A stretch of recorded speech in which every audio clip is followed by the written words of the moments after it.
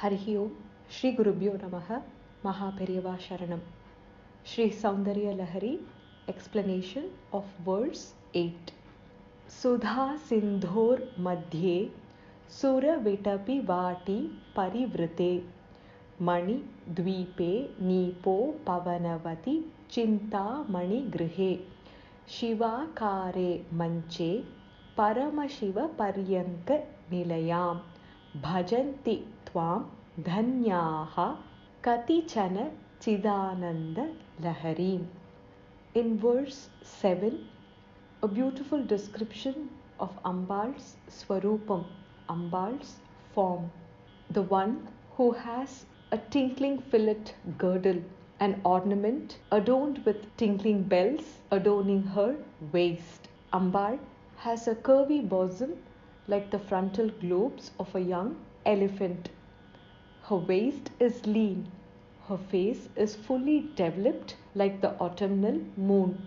She bears in the palm of her hands sugarcane bow, flowery arrows, a noose and a goad. She, who is the eye consciousness of Shiva, the destroyer of the three cities, may she dwell in front of us and bless us. Verse 8 has a very striking description of Ambal's abode, the place where she dwells.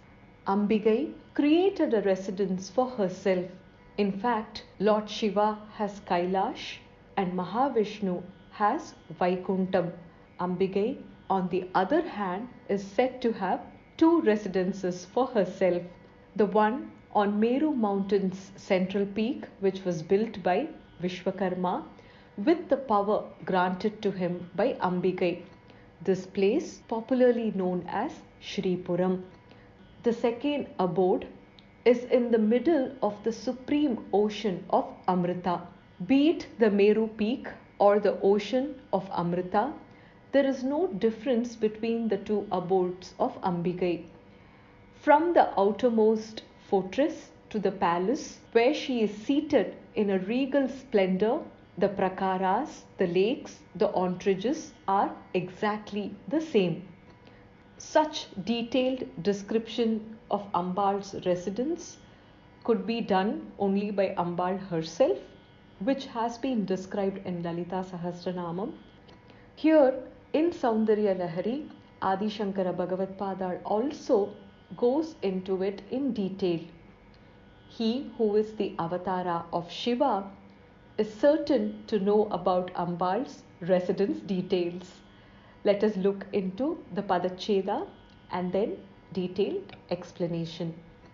Sudha Sindhoho Madhye Sura Vitapi Vati Parivrite Mani Dvipe Nipa Upavanavati Chintamani Grihe Shiva Akare Manche Paramashiva Paryanka Nilayam Bhajanti Tvam Dhanyaha Kati Chana Chit Ananda Lahari.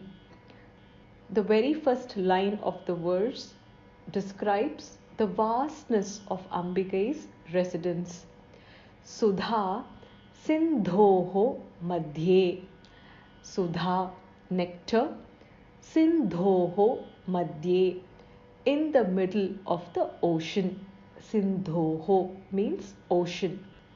The abode is the supreme ocean of Amrita and she resides right in the middle of the Sudha Sindhuhu. What are some of the things that add beauty to Ambal's abode? Sura Vitapi Vati Parivrite. Sura, divine. Vitapi, trees. Vrikshas. Vati, a park.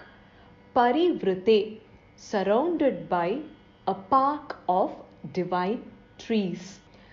In the middle of the ocean of nectar, surrounded by a park of divine trees. And how does the place look? Mani Dvipe Nipa Upavanavati Chintamani Grihe. Mani Dvipe, in a gem-like island. Nipa Upavanavati. Nipa, Kadamba trees. Upavanavati, persist in a garden of Kadamba trees. She lives in a house which is extremely striking. Chintamani Grihe, in a house made of Chintamani, the wish-yielding gem. Possessed of a garden of Kadamba trees. The next line describes where Ambal is seated. Shiva Akare Manche Paramashiva Paryanka Nilayam. Shiva Akare, the Shakti triangle of the Sri Chakra, shaped like the Shiva, denoting auspiciousness. Manche, in the bed. Paramashiva, the supremely auspicious Paramashiva. Paryanka Nilayam, dwelling in the couch.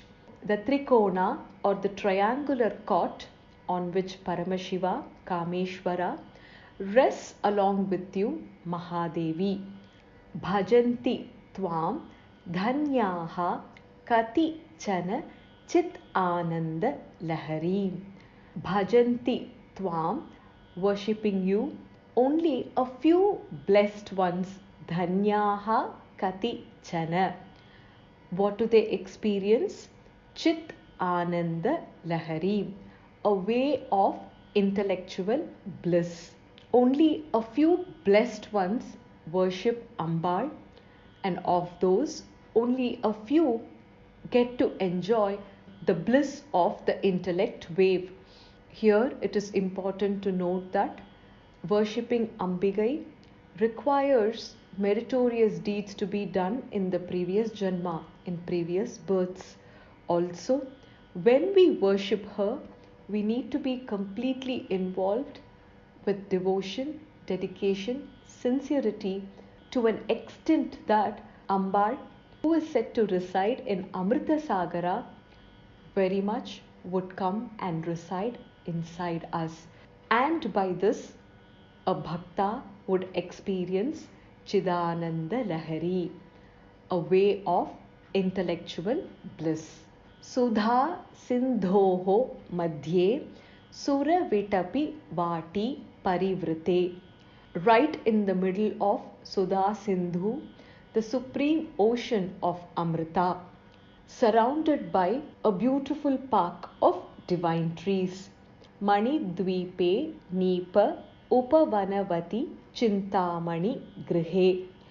In a house made of Chintamani, the wish-yielding gem, that is right in the middle of a gem-like island, possessed of a garden of Kadamba trees.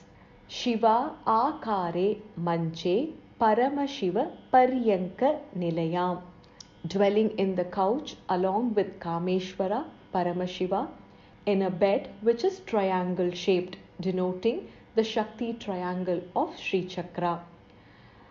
Bhajanti Tvam Dhanyaha Kati Chana Chidananda Lahari. Only a few blessed ones who worship you get the opportunity to enjoy and delve oneself in a blissful wave of intellect. In the middle of the ocean of nectar, in an island of precious gems which is surrounded by wish-giving divine trees, in the garden of Kadamba trees, in a house of gem of thought, on the holy seat on the lap of Kameshwara, Lord Shiva, Ambigai is seated like a queen. The sea of ultimate truth happiness is experienced only by a selected few who exhibit complete devotion on Ambigai. The corresponding namas from Lalita Sahasranamam. Sudha Sagara Madhyastha, she who lives in the middle of the ocean of nectar. Chintamani Grihantastha, she who lives in the all wish fulfilling house. Kadamba Vana Vasini, she who lives in the forest of Kadamba. Madurai city is also called Kadambavana. Shiva Kameshwarankastha, she who sits on the lap of Kameshwara, Lord Shiva. Pancha Brahma Sanastitha, she who sits on the 5 Brahmas, Brahma, Vishnu, Rudra, Ishvara and Sadashiva. Satchidananda Rupini, she who is the personification of the ultimate truth. This shloka can be recited to free ourselves from the cycle of birth and death. Thus concludes the explanation of verse 8 of Soundarya Lahari. Sarvam Krishnarpanamastu. Harihi Om Tat Sat. Mahaperiyava Sharanam. Jai Jai Shankara. Hara Hara Shankara.